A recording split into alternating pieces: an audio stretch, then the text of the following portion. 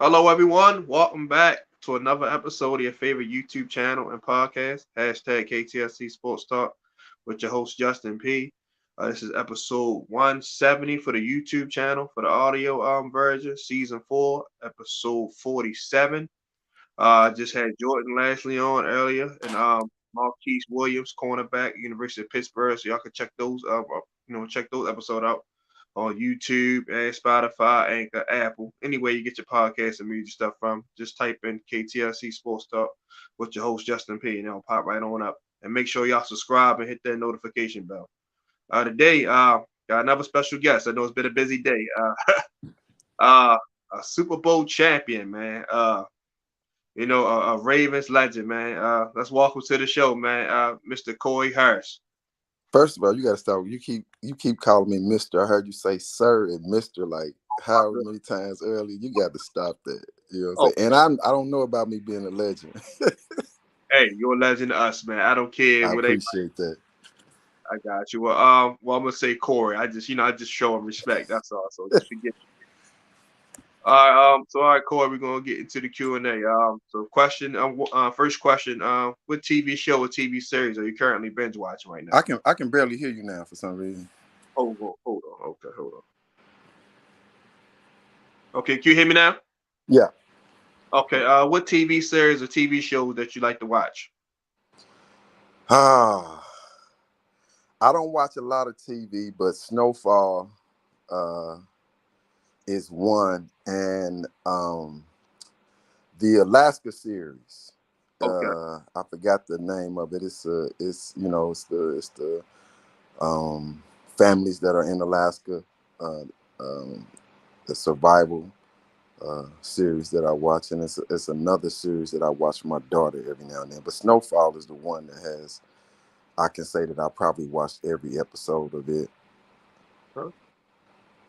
That's pretty good. I'm a little behind, so I got to catch up. But me, I like Law and Order, All American, of course, old stuff like Martin, Fresh Prince.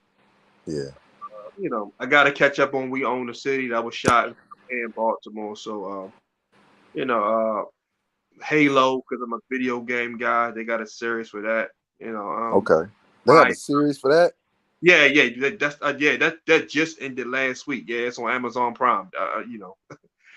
There. Okay. Okay. It did 9 episodes. So and then of course Power, stuff like that. So that's stuff I watch. So all right, question 2. I'm gonna narrow it down to 5. I normally do 10. But give me your top 5 favorite movies of all time. No particular category. Say again. I said give me your top 5 favorite movies of all time. No particular category. Wow. My top 5 movies of all time. Yeah. Oh man. This is your personal opinion. No right or wrong answers here. Oh, that's a tough question for me. I'm not a big movie buff. All of them probably would be sports. I'd have to say Any Given Sunday Uh, is one of my favorite. Love and Basketball. Another classic. Okay, come on, some heat. Um, Black Panther. Wakanda forever. Yes, indeed. Uh, 12 Years a Slave. That was pretty good. And Django Unchained. Oh Lord, all 5. You can't. That's a good 5 right there, man. Yeah. All right. Give me your top 5 rappers or MCs of all time. Be current rappers from the past, rappers that's alive or not alive. So basically, just Wow. I'm not gonna call them top 5. I'm not gonna put them in the ranking because I hate I when we talk about the goats and the greatest ever, I think it causes a dissension. right. And the reality is that when you're great in your era, it's probably because somebody that you patterned yourself off of before. So I'll go with and these are my favorite. Yeah. Stuff that you like to listen to. No. Ice Cube, Okay. um, Black Thought, Okay. um, I like Toby, Nwigwe, the originals. Um, and it's a new cat. I don't know his name, but I've been seeing him freestyle. I've seen him on TikTok a couple of times. I can't think of his name though. I like his metaphors. I like the impact of what he's saying. And then I have to say, uh,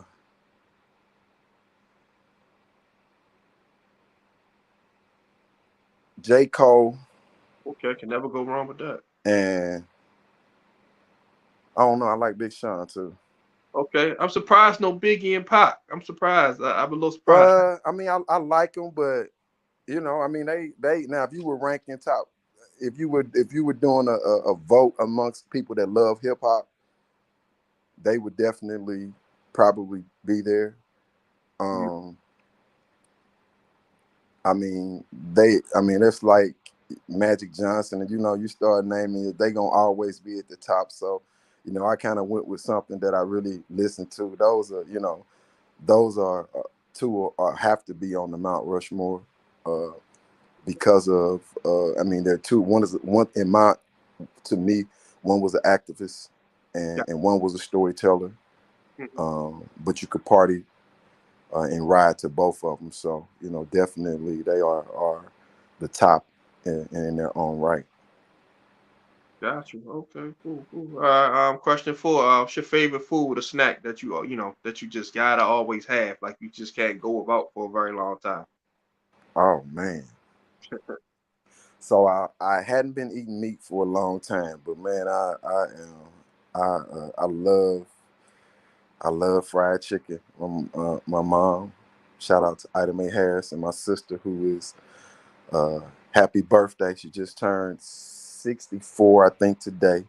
Okay. She was like a mother figure to me. But they have two dishes that are just unbelievable, and I'm actually gonna send you. My mom has a recipe for a lemon glazed cake, and my mom says now that my sister makes it better than she does. So uh, lemon glazed cake, fried chicken. Those are two things. I'm a sugar addict, so honey bun, honey buns. I can eat. I can eat those type of snacks all day. But those would be my two favorite. That fried chicken that my mom and my sister making, that lemon glazed cake. For me, same thing. Fried chicken. Macaroni, cheese. Huh? Pizza, burgers, ribs. Yeah. Basically all that stuff. Only thing I don't eat because I can't eat it is seafood because I'm allergic, unfortunately. But everything else is pretty much, sweets, a little bit of Starburst and Skittles, not really too heavy on sweets. And I eat a little cake here and there. So I definitely would love to try some of that cake you just was talking about. You say you can't eat seafood? You allergic to seafood? Yeah, Oh man, yeah. I know that sucks. I'll ruin a lot of people parties and stuff like that. Oh man. All right. Question five. If you could have dinner with five guests, dead or alive, famous or non-famous, who would you have at the table with you? Mm. Jesus Christ. Ooh, yeah, you like the fifth person that said that this week. Um, Mighty creative. I don't want to say this name wrong. But let me before I even say that. Five. Malcolm X. Okay, brother Malcolm. Never go wrong with that. Um,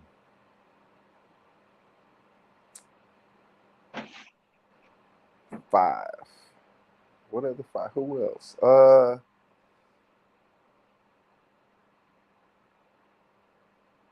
Eric Dickerson, my favorite football player of all time. ED, yeah. um,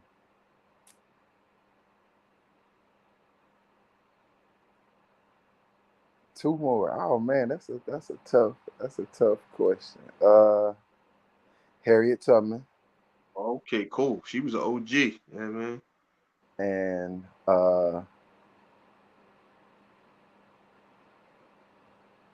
who would number five be? Number five.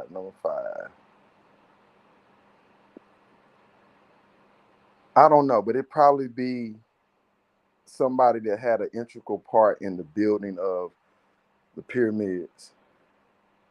Uh, I don't know who that would necessarily be, but it would probably be somebody that had a lot to do. Um, you know, like a main and somebody in that period that built something as massive as Solomon did. That type of figure. Okay, cool, cool, cool. Me, my answers always change because I do this so much. So I try to change as much as I can. I'm gonna go Mary J. Blige, Oh yeah, okay. Whitney Houston. What would you ask Mary J. Blige? What would be Uh, your first question?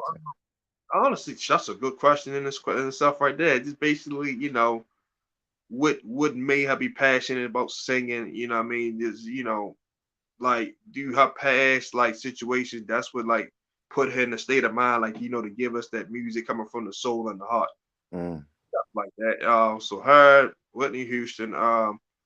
I'll go with Martin Luther King, of course. Definitely got had him there. Brother Malcolm, and then mm. Michael Jordan. Oh yeah, okay, That'd be my five. okay, okay. Tell us a little bit about growing up in Indianapolis, Indiana, Indianapolis. How was that? Oh man, so grew up on the west side of town in a area we call Hallville. Um, my dad was a pastor uh, of the church that I grew up in. He wasn't the pastor when we first started going there, but he eventually became a pastor. In actuality, I think my sister was actually a member of the church before anybody in my family was, because back then, churches would go and pick up kids in the neighborhood, and so my sister, I think, was a member even before my parents were. Um, it was growing up in Indianapolis, growing up during that time is a time that I think a lot of people really miss. It was a time when um, it was truly a village. Kids, you could walk 2 miles to school, not have to worry about anything happening to your kids because you knew somebody on every single block, and they knew you, they knew your parents. Um,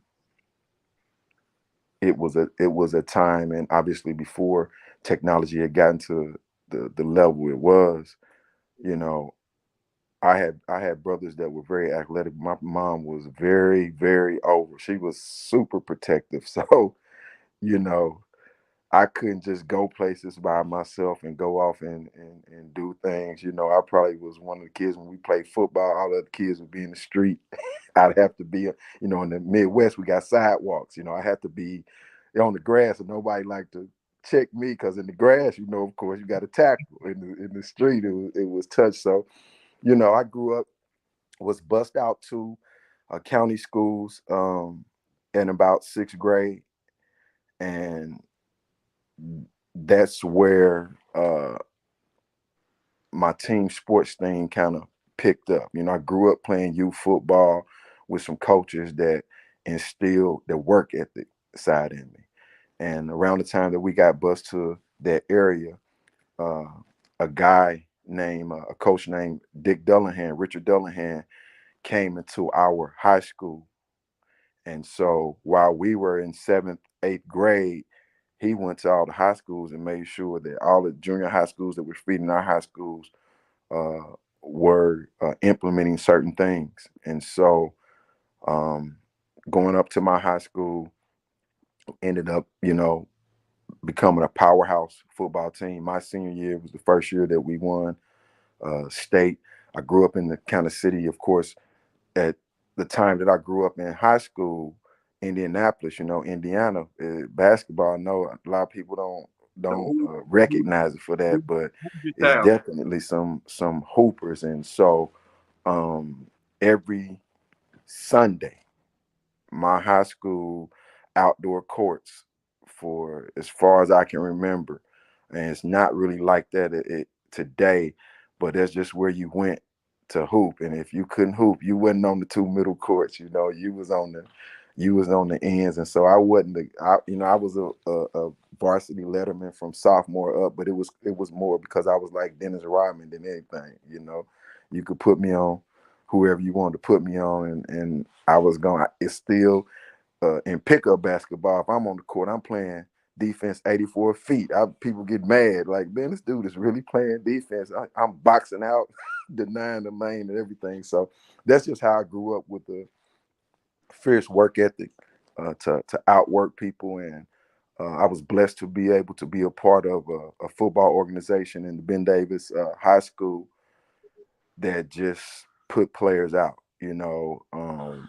Everybody on the team um, knew that they had a part, whether you started or not. We were just that kind of grinding team, and we won state my senior year for the first time, and they went on to be a perennial powerhouse. I think last year Chris Evans was a running back that got drafted to the Bengals from that high school. And so we typically have somebody every couple of years from there play professional football.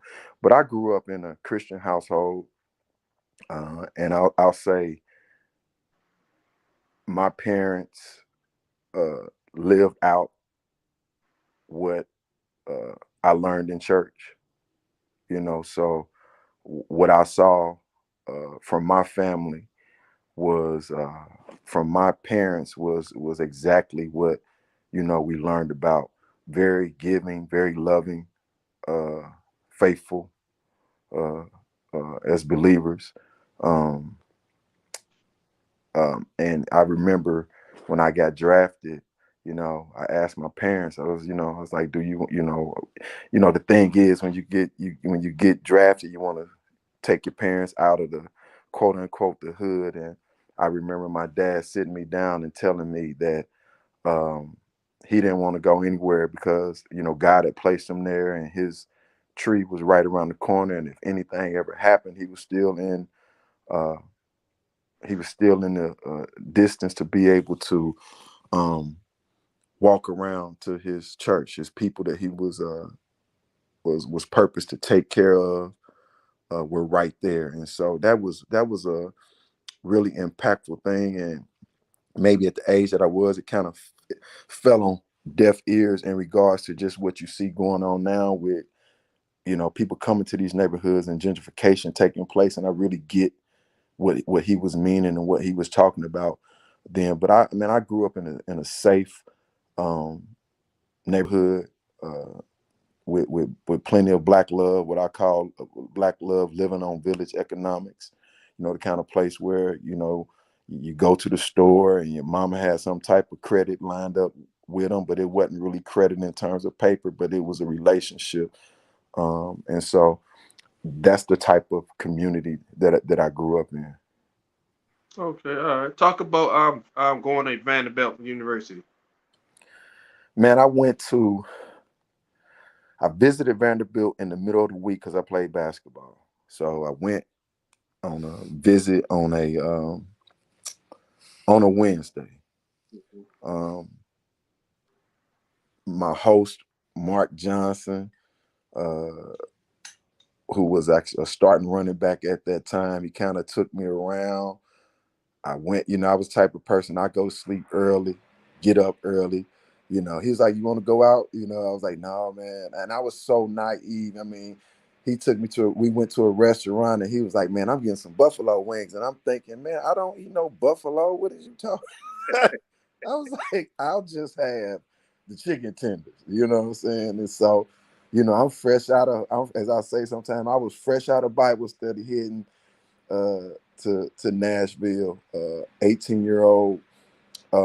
I chose Vanderbilt because of one, I had the opportunity to play in the best conference in the country, and a top tier education, and specifically in the Peabody College was one of the top schools for educators.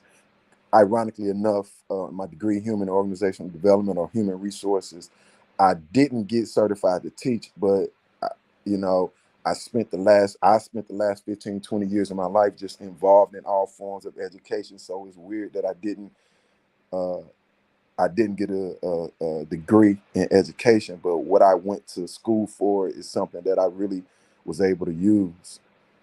And my time at Vanderbilt, man, it was awesome.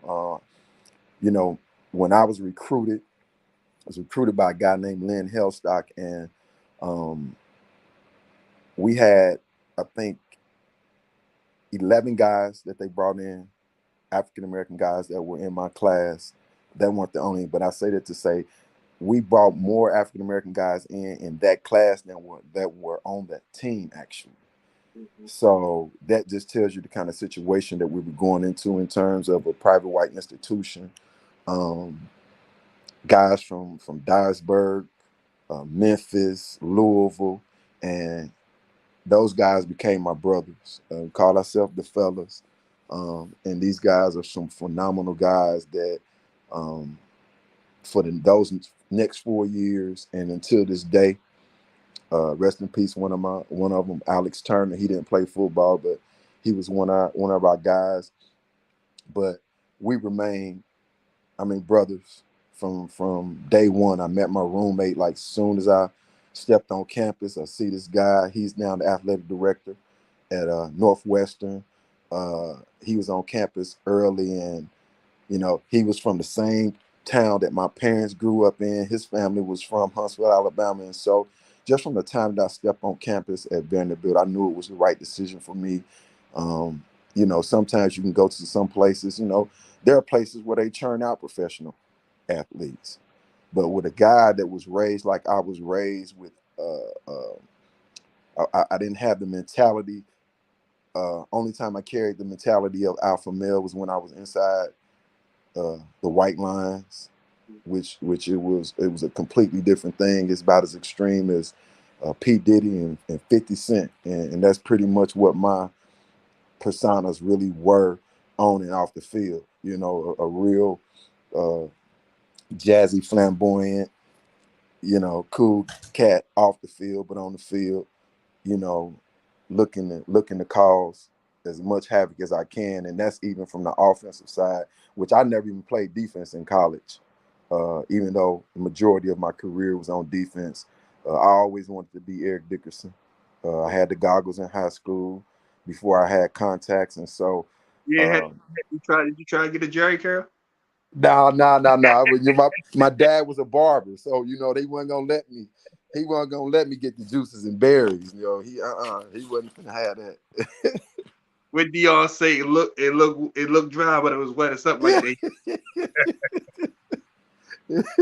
Yes, sir. So, man, Vanderbilt was an awesome experience. I think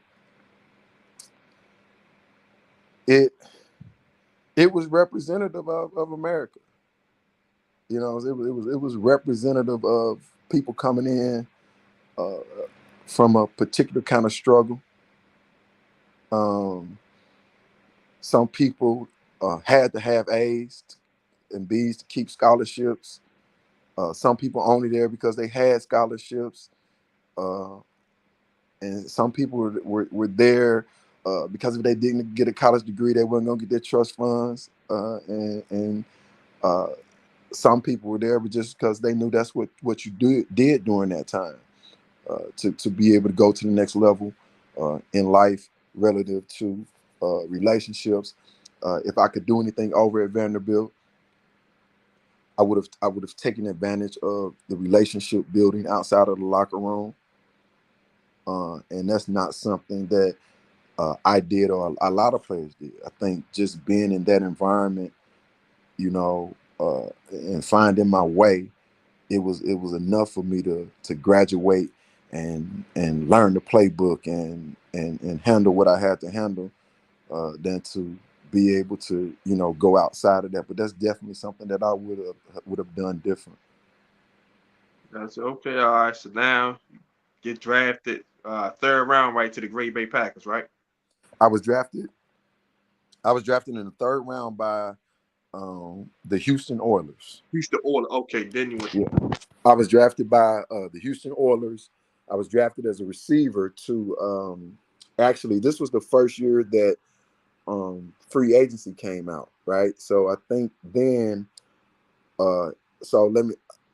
Before free agency came out, when your contract was up, you couldn't even talk to another team, Oh wow. Okay. right? So my contract up, we negotiating, and you can't talk to anybody else. So if you don't like what they offering, you had no access. And a great man by the name of Reggie White, and I, I hate that I can't remember the other people that was on this lawsuit, took a stand for players. And at that time, there was a system of Plan B in which if you had 50 players on the team, you could only protect 45 of them. Mm-hmm. And so the other five were able to be plucked from your team by somebody else. But that was the first time that free agency started to come about. So I was drafted by um, the Houston Oilers to play slot receiver. Now, ironically, you know, I just heard something where Ryan Tannehill for the Titans, they asked him about mentoring. Is it Malik Willis? Yeah. The Yeah. quarterback, and the comment that he made, it's so funny that he responded like he did because they let Drew Hill go, which is what his name is. Drew Hill, the receiver for the Houston Oilers, they let him go and drafted me. Gotcha. Well, Drew Hill actually taught me the offense in Atlanta when I was working out before I went to Houston. And so I had a long holdout, two or 3 weeks during the training camp. I held out. But what they didn't know is that the guy that they just had let go to go play with Atlanta was actually teaching me one of the most difficult offenses at the time, the run and shoot, which is very much like the spread. A team of great players, Curtis Duncan, Haywood Jeffries, Ernest Givens, Lorenzo White. Like we had some dogs on that team, and they cut me the fifth game of the year. And the Green Bay Packers. So I go from Warren Moon and the run and shoot and the lovely city of Houston, Texas, to Green Bay, Wisconsin. And man, you're talking about a change. But there I was able to be around some of the great coaches and some of the greatest coaches in the game today. They were coming up the ladder. Mike Holmgren was my head coach. John Gruden was my receiver coach. Sherm Lewis and Ray Rhodes. Um, who was the tight end coach? Tight end coach was man, I can't believe this. The head coach for Kansas City. So what the Steve Mariucci on that staff, if I'm not Yeah, mistaken? Steve Mary. I played with Steve Mariucci with the Lions as well. But Steve Mariucci was the quarterback coach. What's Kansas's coach name? Oh, Andy Reid. Andy Reid was the tight end coach who I tight end Mark Chmura. You know, we had some dogs, Leroy Butler, but one of my favorite coaches of all time, um, um, Ray Rose and Ron Wolf are who got me on defense. And so for 1 year doing at Green Bay, I played both ways. I ended up tearing my knee up on offense, and when they brought me back, they left me strictly on defense. My first play on defense ever was actually in practice. They called me. I had on elbow pass, neck roll, and everything because I'm like I'm down there playing running back, and Ray Rhodes calls me over to the side, and he's like, "Going down there and take a rep at 1-on-1. I want to see something." You know, they say that now. I'm trying to see something, but he said, "Go on down there and take a rep." And my first rep on defense as a defensive back was against Sterling Sharp, uh, who uh, who should be in the Hall of Fame.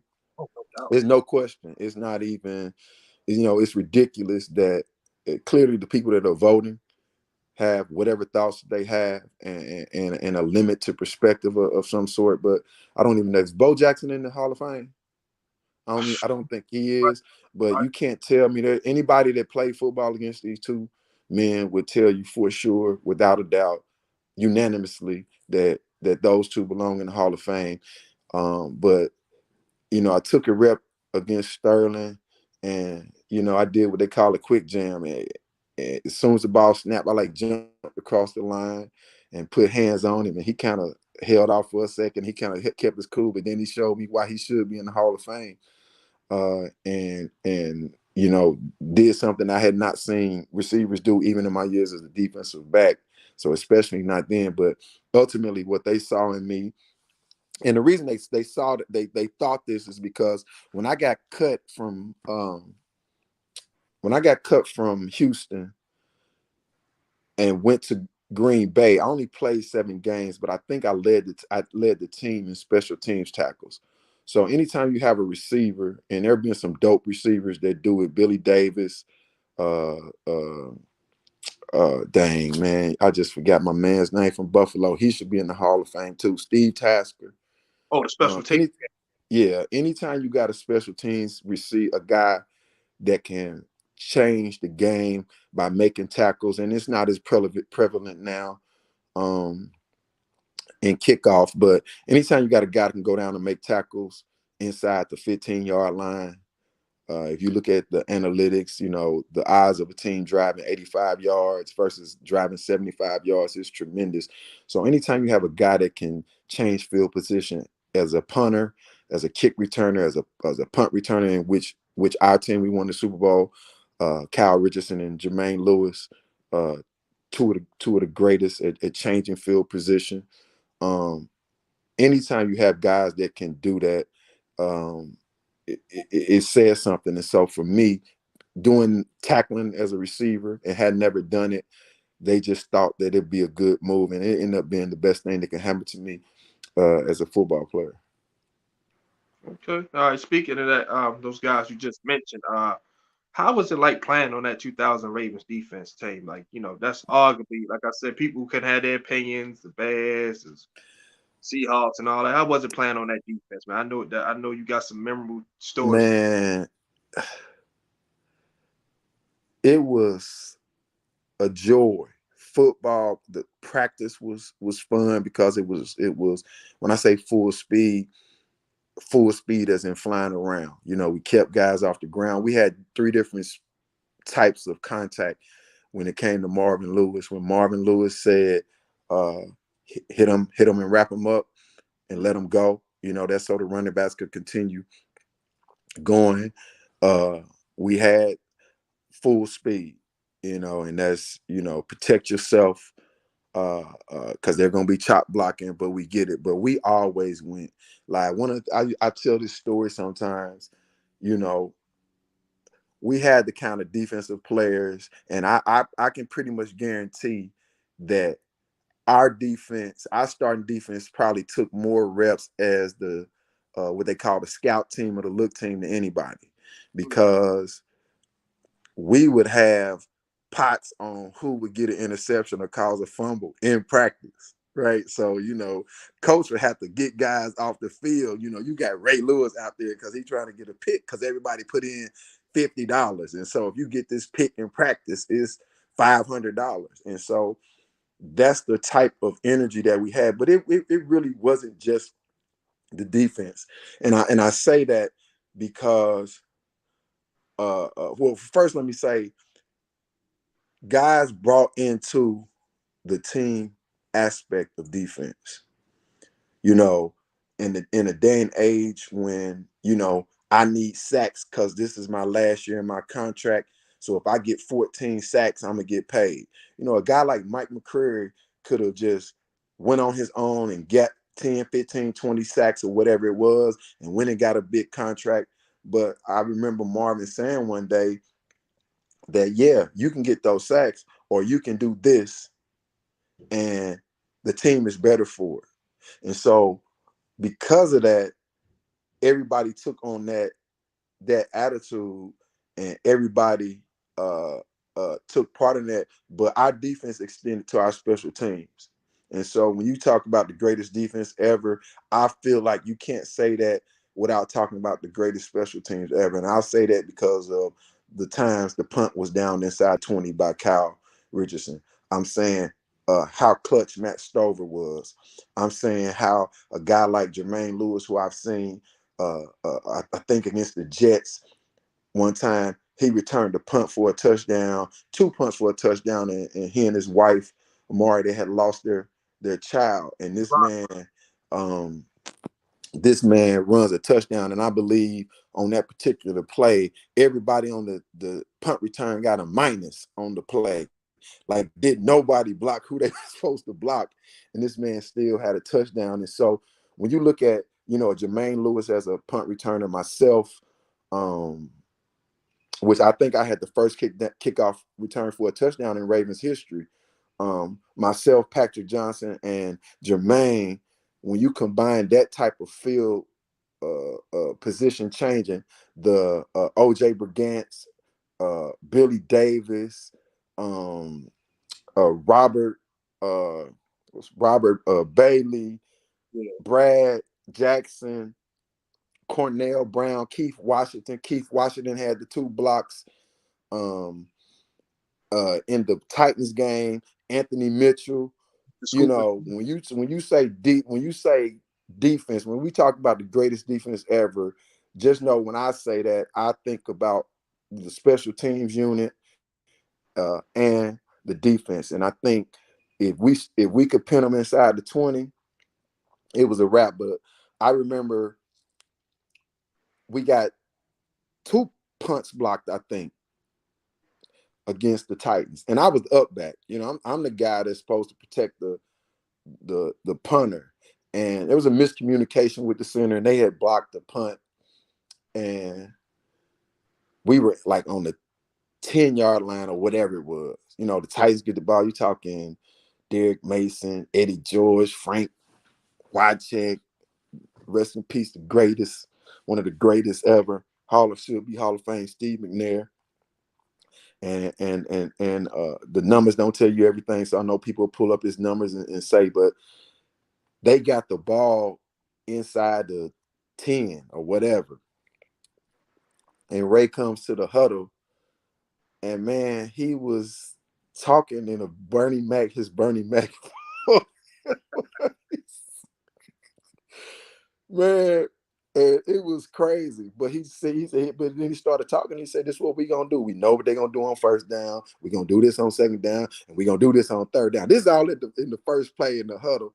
And we went out and did. And I think the next play, Keith might have blocked the kick, and Anthony Mitchell uh, uh, ran it back. And so, man, playing on that defense, it was amazing because the game was no different for us as far as we were concerned, because we always went 100 miles an hour. So you couldn't practice. You couldn't. It's like the same issue with Lamar Jackson now. Mm-hmm. You can't practice for him because you can't simulate his speed. You can't simulate the ability that he has to change the game and change direction. There's no way to do it.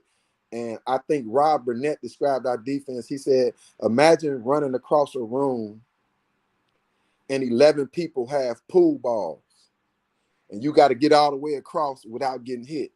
You might get away from 6 of them, but you're not going to get away from all of them. And so that's the type of situation that we were in. That's the type of team that we had. We had a great coaching staff that uh, gave us freedom to do a lot of things.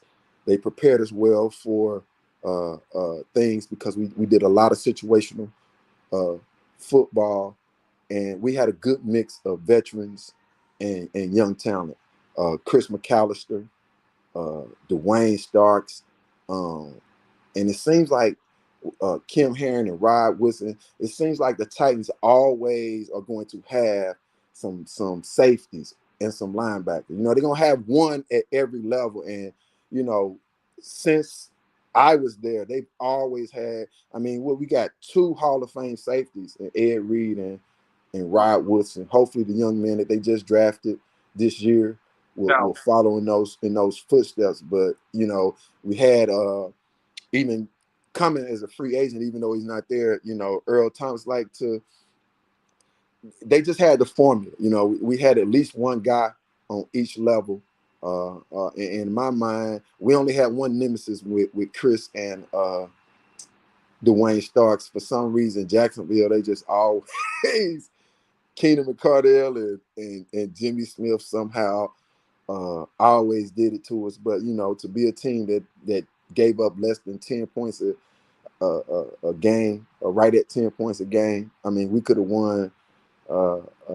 We could have won on special teams and defense in some games, which I think we didn't even score a touchdown in 3 or 4 games in a row, and we won like 2 of those 3 games. And so, and that's no discount to Trent Dilfer and our offense, because he was a warrior, and he was a guy that always made the plays when we need to make them. And I think I was so glad to see it, because in the Super Bowl, he showed the type of guy and the type of quarterback he was. People try to say we won the Super Bowl with a mediocre quarterback. My ass, we didn't have no mediocre quarterback. We had a champion quarterback, and he proved it when he got into the Super Bowl against a good defense. He put up 30. He put up 31 points, 24 points, which for us, all we needed was 12. All we needed was 12, but he put it up. And so, that team, period, people will always point to the defense, but it was absolutely organizational and team championship. Definitely. Like Shannon Sharp used to say all the time on Undisputed, man. He said, man, all they needed was 10 points, and that was it. Wasn't nobody going to score. Man, that's real. That was a lot of points, but he said you wasn't going to score a lot of points either. Oh no, it's real. And if you and you might, and you're gonna score some points, but you're not gonna score the same amount of points next week, because you're gonna be hurt too. You're gonna be hurt, because we didn't put bounties, but we weren't trying to hurt people. But like on our special teams, for instance, I mean, it was not unusual for us to put a guy to say, I got 100 on a tackle inside the 10. Man, that's $1,000. Not to hurt somebody, $1,000 to go make a play. And so, we just had that kind of energy. That was every day for us. That wasn't just at the game. Like, we didn't have to, all right, it's game time. Like, it's like, oh, okay, we literally get to go hunt. You know what I'm saying? We're not tackling Jamal Lewis. We don't have to rap and let go. It's like, get there and get it. And so it was just an amazing time. Unfortunately, there are a lot of things about the Super Bowl. I watch these things a lot just because I can't remember vividly and clearly some of the things. And so it just amazes me when I watch it, and I might watch it with one of my frat brothers, and it's hard to believe that it's me, because I just really don't. Seeing Ray Lewis come out the tunnel, and I'm at the front of the line, chest bumping him, like I can't even picture what the locker room was like or anything, man. So I still get a good feeling when I look at some of those things. Some of those memories have faded quite a bit, but I definitely remember that team. I remember the relationships. Guys like James Trapp and OJ Regants, because I knew Trapp before he gave his life to Christ, and to see the kind of man that he was in our locker room, going from a guy that jumped off the field in plain clothes as a Raider and fighting to, the feisty warrior for God that he was in the locker room, along with OJ Brigance. We just had a balance of people that made it a wonderful time. One of the best periods of my life. Gotcha. So, how was it like playing? How was Tony Siragusa and Shannon Sharp? Because I remember he locked the tight ends in the room and all that, man. And the hard knock stuff. So how was that whole that whole situation was, man? Because he was looking back at now, it's like it was wild. Shannon is one of the realest people that you'll ever meet. How he is on his show, how he is with Skip, Bayless on Undisputed. He's always been. His brother was not as outgoing as he was, but as far as talking and getting it done, he was just like that. Man, Shannon was a funny guy. We call him Mr. Ed because he looked like a horse and he can talk. But you talking about somebody with nutritional discipline, brought his lunch every day, hit that iron. And I remember doing training camp, we played on a Saturday, I think is how it goes. And then you're off on Sunday and you don't got to be back till like Sunday evening. And I only did this a couple of times. And I've only seen this with them. Shannon, Ray, and Rod on a Sunday when everybody is gone. We got off. They drive into, was it Westminster is where we, no, they drive from Westminster, that's where camp was, to Owens Mills to work out and run on a Sunday. And I think it was Jeff Friday was our strength coach, was right there waiting on him, and we went in and we worked out. And I've seen a lot of great players. I've seen Reggie White, I've seen Shannon Sharp, I've seen Sterling. And, you know, there's a clear and distinct difference between guys that are good and very good in the league and guys that are all-time greats. And, you know, I have played with some greats, Warren Moon, Dan Marino, but the Ravens team, to those three Hall of Famers, to see how they went about their work. Yeah, Shannon talked a lot, but he backed it up. He backed it up with the work. He backed it up with the discipline. And he's one of my favorite players. And you know, I played against him quite a bit because I was in Seattle. So he played with Denver at the time, and I was a cornerback. But I've always had coaches have always put me out. Typically a physical guy. I always had an opportunity to be able to check, you know, the Shannon Sharps of the league during my era. And so we go at it. Shout out to Uncle Shay. Uh, he's one of my favorite players. He definitely is one of my favorite players. He's a well-researched guy. The reason his shows are so good is because he is well-researched. You talk about a movie buff. He loved movies. He's not a guy we would go out every now and then, you know, me, him, and Ray and Rod, we would hang out. Let me tell you something. If you ain't leaving on time when you say you're leaving, Shannon gonna leave the house before the limo leave. If you out too late and you still partying, we in DC and we finna kick it, he gonna get up out of there. He gonna take it wasn't no Uber then. He gonna take a cab. He gonna do whatever he got to do. But he was absolutely committed to being the best player that he could be, and being a player that would dominate his opponents, and he was. Gotcha. Couple things, and I'm gonna let you get up out here. Talk about how great a man Art Modell was. It's a shame he's not in the Hall of Fame. It's a crime, if you ask me. Man, that just tells you that just lets you know that when certain people are in control, and I'm experiencing this now in education, and it's probably all over the country, but just in here in Nashville, sometimes people that are in control, the people that make the decisions, we experience this in politics. You know, people make bad decisions for the wrong reasons, for personal reasons. I what can you say about the Modell family? He is really one of. I played on 6 different teams. Um, I only met I only met the owners from the Houston Oilers, Bud Adams, and that's when they were cutting me. I got fired on my day off, literally on Tuesday. But um, Art would be around. He was a kind and gentle soul by the time that I got there. But to have the foresight and vision, you know, to uh, and the guts to leave a uh, situation like Cleveland for the right reason, right? For the right reason to leave and plant the seed that he planted.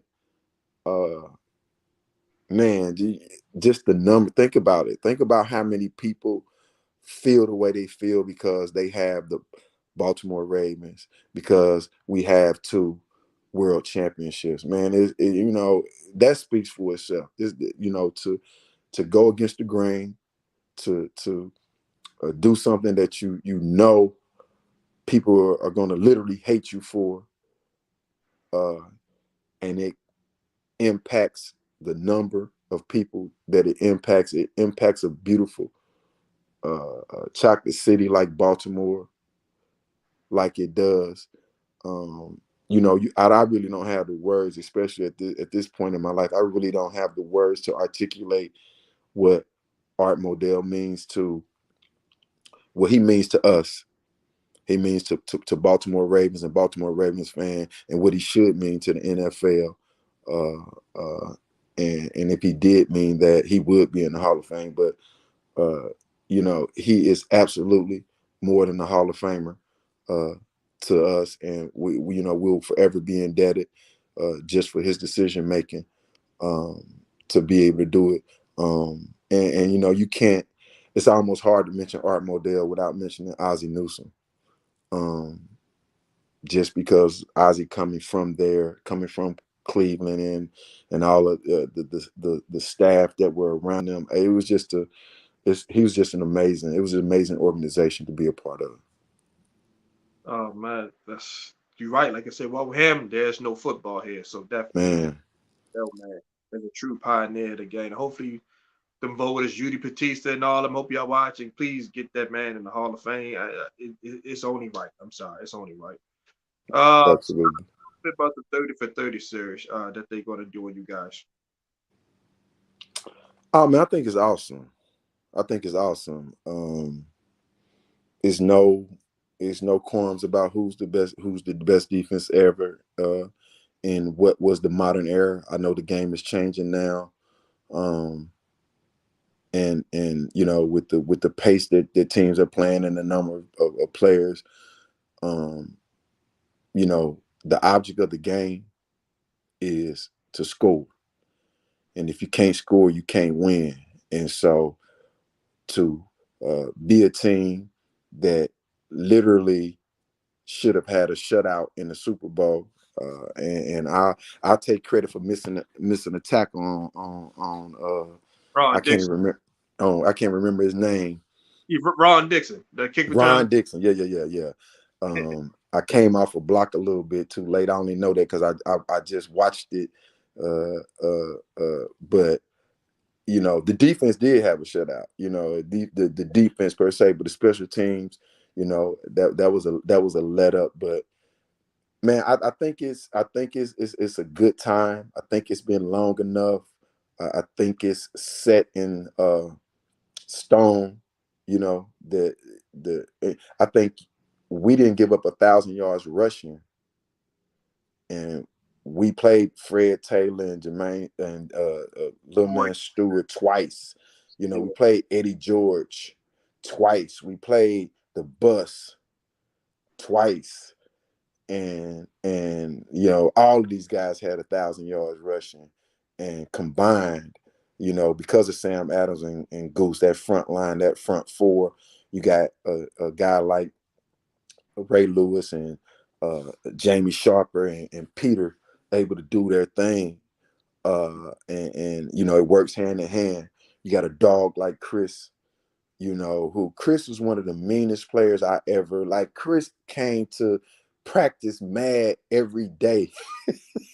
he was he was all he was all frowned up. Like Chris was a dog, and D Starks was the typical Miami baller. I'm a big Um, fan, so yeah, yeah, and Kim was the brains, and Rod had seen it all, and so man, it was that defense. I mean, to the point that we didn't even have curfew at the Super Bowl. because we understood the assignment, as they say. Yeah. And Coach Billick was like, "Look, man, you done made it this far. If you want to mess it up, you can mess it up." And he was like, "Do whatever you've been doing all year." You know, Chris was a guy that liked to hang out sometimes, and but we understood, what we were, and everybody did their job, and so that's what was so amazing. I think we went into a party, and the Giants were having to leave because they had curfew at 12. Yeah. And a couple of those guys played with Ray and Starks. Had a couple of Miami players, I think. Michael Jesse, Burrow, Jesse Michael Barrow, Jesse Armstead. They had a couple of guys. They actually having to lead a party, and we like walking. We had guys walking in because they got curfew, and we don't have curfew because we knew what it was about. You know what I'm saying? Like, we weren't gonna lose that football game, and you know, Jermaine Lewis, just when they thought they were going to come back, Jermaine, who hadn't really returned kicks during the season, off and on, you're not necessarily taking that pounding, he and I back there, and that just sized it. I mean, that just said it all. That's what it was right there. That's the kind of team that we had, and that was do whatever it is that you can do to help your teammate and help your team. And so I'm looking forward to how they tell that story. I'm also looking to do my own version of that story. I mentioned to you that a friend and myself had a trademark to the greatest defense ever. And we really wanted to start it with the Ravens, but really just defense period. Because one of my big things now is I'm into educational sports systems. I've created a couple of different systems. I've done some things I've did over the last 15 uh, years. But a law of sports is if you can't score, you can't win. And so I'm looking forward. I know it's gonna be. I know it's gonna be super dope. I like so many of the 30 for 30s are great. So I really look forward to what they have going on.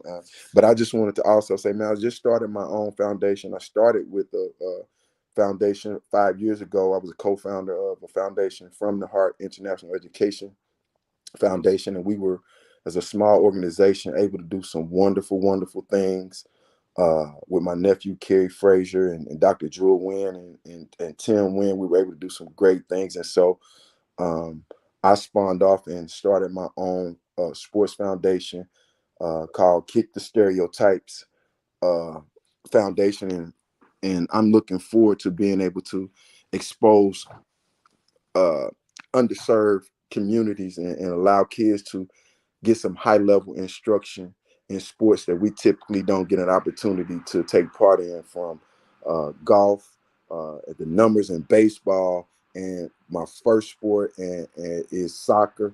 And so I'm doing soccer as the first thing because it's the fundamental sport, the sport. It's the sport of the world.